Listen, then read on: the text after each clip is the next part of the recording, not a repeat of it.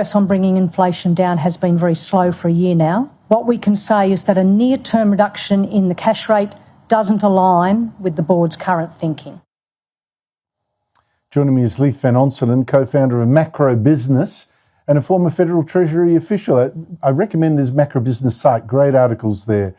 Leith, great to see you again. Look, inflation's still far too high. Why didn't the Reserve Bank hike interest rates? It said that was the other option it had. Either freeze them where they are now, which it did, or hike them, not cut them. Yeah, Andrew, the RBA is trying to balance basically two competing priorities. So one of them is obviously to try and keep inflation within its target of 2 to 3%. We're above that, obviously. But the other one is the Reserve Bank's trying to maintain full employment, and the economy is, as you said, is incredibly weak. We've had 5 consecutive quarters of negative per capita GDP growth. We're about to record a 6th. That will end up being the longest per capita decline, basically in records going back to the 1970s. Not the deepest, but the longest. And because of that, obviously, we've got rising unemployment and the consumer economy is deep in recession. And because of that, the RBA's held. Well, it's interesting. We see the opposition today blaming government spending, which has gone up 16%, federal government spending 60% in 2 years, incredible. State governments also spending like drunken sailors, a massive amount. The Reserve Bank governor today said, oh, look, sure, that goes up, but other things go down. I'm not sure, trying to be really diplomatic.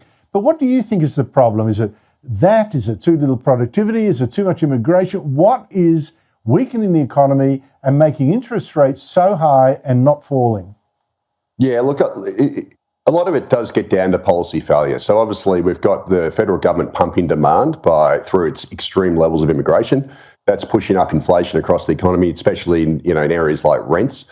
We have the energy policy failures, which has Australia paying some of the highest energy prices in the world. That obviously feeds into cost of living, inflation, sending our manufacturers broke, etc. And then at the same time, we have the state government spending, record amounts on infrastructure. So we have what a fellow economist, Tarek Brooker, describes as a burnout economy, whereby the federal government has the foot planted on the accelerator while the Reserve Bank's got the foot planted on the brake trying to slow the economy. So the federal and state governments are working at cross purposes.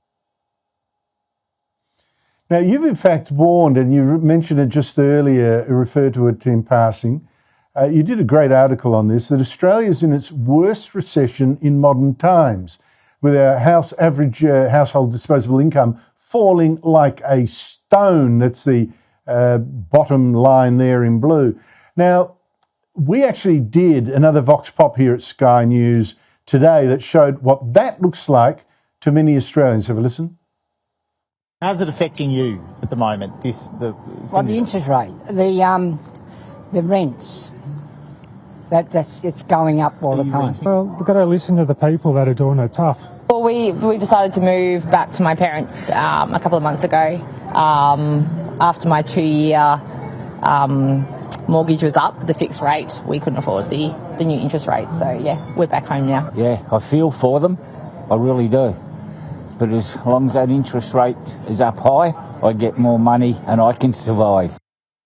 Leith, it drives me nuts that the government carries on like, oh no, it's all going tickety-boo because, overall, we're growing because of the huge immigration. People are really hurting. There's no sense of crisis that this is, as you say, per capita, a terrible recession. Why is that? Yeah, mate. Well, it's an absolute shocker for basically 2/3 of Australians. So roughly 1/3 of Australians rent. They're obviously getting smashed by this extreme rental inflation that we're getting, primarily caused by the surge in immigration. And then another 1/3 of Australians roughly have owner-occupied mortgages, and they're getting smashed, obviously, by these, a 50% increase in their mortgage repayments. So, 2/3 of the Australians getting smashed. The only 1/3 of Australia that's doing okay are those who own the homes outright, because they are basically insulated from these rental pressures and mortgage interest rates. So that's essentially why Australians are doing it so tough. And then you add other things like the energy policy failure, which is ramped up gas and electricity prices, insurance price shocks, all those sorts of things. It's a recipe for disaster, Andrew. It's interesting that what you mentioned is basically government failure You're not saying Ukraine, you're not saying Russia, you're not saying America, you're not saying Japan, you're not saying China, like the Treasurer was busy doing today. Leith van Onselen, great. Thank you very much for your time. And like I say, some great pieces on Leith's site. So I recommend you go macro business. After